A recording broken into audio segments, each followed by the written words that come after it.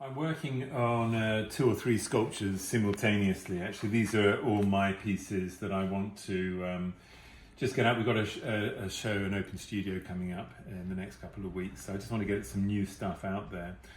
But this, the reason I wanted to show you this is a different texture altogether. So we've got the bison's fur, and everything about the way that I've sculpted this is much looser than the fish is. But here I've done the same thing. Look, just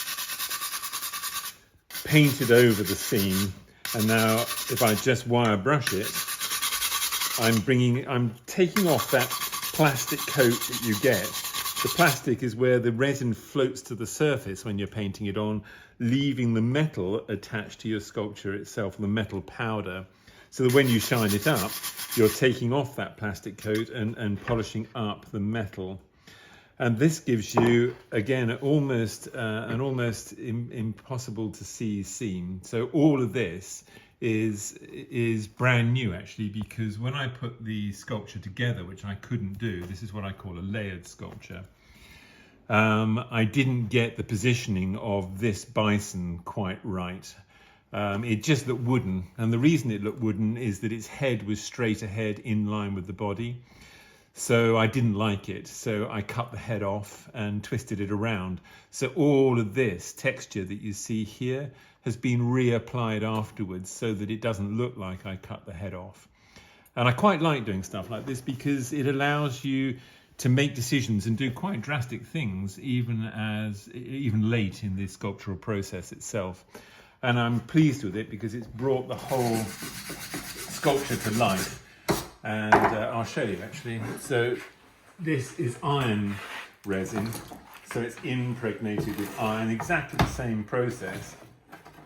Let's move that out of the way so we don't damage it. And this was already preset, so all of the pieces fit nicely into place once I've cast them. But when I actually modelled it, because of the difficulty of modelling it all together in this position, which is very precarious, it didn't quite work. So just doing this, and I opened its mouth as well. I thought the face on this bison just caught a bison beautifully. This one sort of missed it really, and I didn't really notice until after I'd finished. But that doesn't matter with sculpture like this. You can move things around, and that's why I wanted to show you this. It just gives you more options. Things are not finished. You can do so much more just by having that little bit of extra knowledge. So I've just done the seam work on this, so this will be rubbed back as well.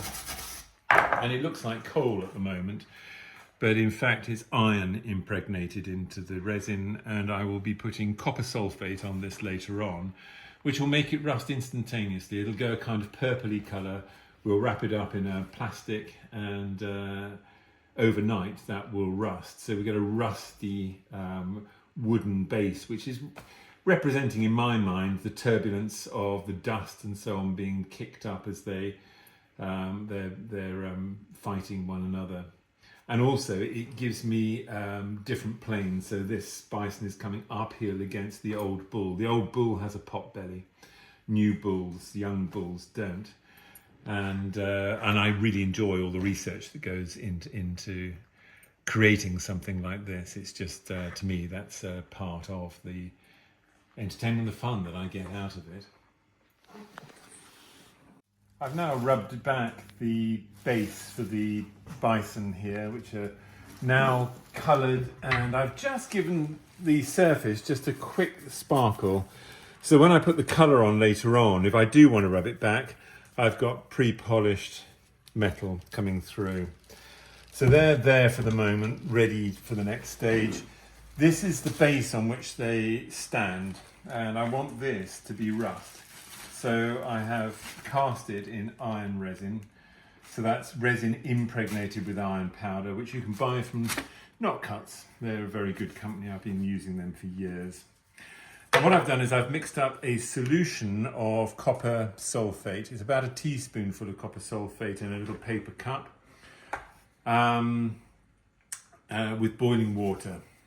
And what I'm going to do And you have to be, the brushes, use an old brush. It's very, very hard on brushes, these chemicals. And I'm just rubbing it in. And I'm going to work around it systematically so I don't miss anything, because it doesn't appear straight away to change colour. So I'm working on the underneath first, and I'm just rubbing it in with a wire brush. It will ruin the wire brush as well, copper sulfate. It makes iron and ferrous metals rust immediately, so don't stir it with your favourite metal tool, this solution, because your tools will irrevocably go rusty very quickly, actually.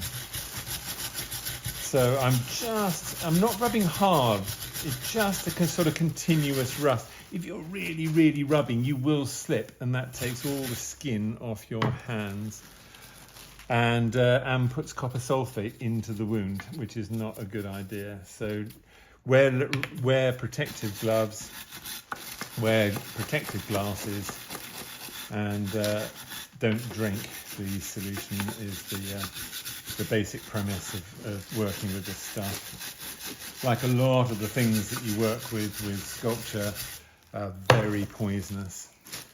So due care and attention is needed. You can see the water beading here. What you want to do is stop that beading by rubbing it into the surface. The surface is slightly porous, so you can see here that we've still got it wet now, but there's no beading. And what I want to do is just work it into all these crevices. This originally was a piece of driftwood, and I moulded it because it would give me a complex abstract base that's got a really organic feel to it. And it's done exactly what I wanted it to do, really. And I thought that rusting it would be the best way, and you get a contrast that way. So we've got bronze on rust, and it just gives it that little je ne sais quoi, that little bit extra in the making of the sculpture. So you can actually see it. I don't know if you can see it in the camera. There's a slight purpling going on the surface, or a slight discoloration going on the surface.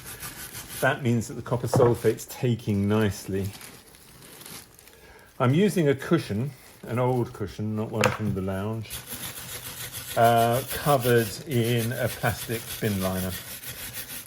It enables me to get a good purchase on the sculpture without it crashing against a hard desktop and then bits of it breaking off, which I really don't want. So as I move forward with the sculpture, I really take precautions to make sure I don't break what I'm making as I move into the process itself. I find colour work, it's fantastic on one level and really frustrating on another, because you just get to this kind of point here, or just when you're finishing the colour work, and an air bubble pops up, or something happens, or something snaps off. So it's a bit of a double-edged sword.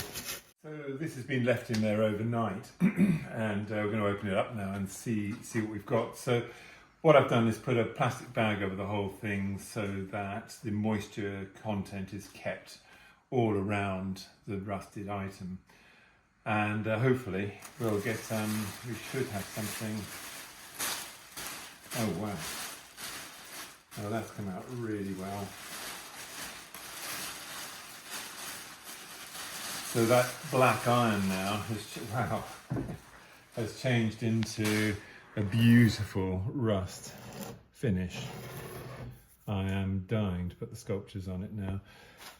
All the seam work and everything's finished now. This is now coloured, and this will keep changing because moisture content in the air will constantly change the rust in the same way that it would do if it was made of iron. Let's just pop our Bison sculptures back on top. So the young bull taking on the old bull. So that goes in there, like that. I'm pleased with that. this sculpture has been delayed by about a year, I would say, because of other commitments and work. So to get it to this stage is quite amazing.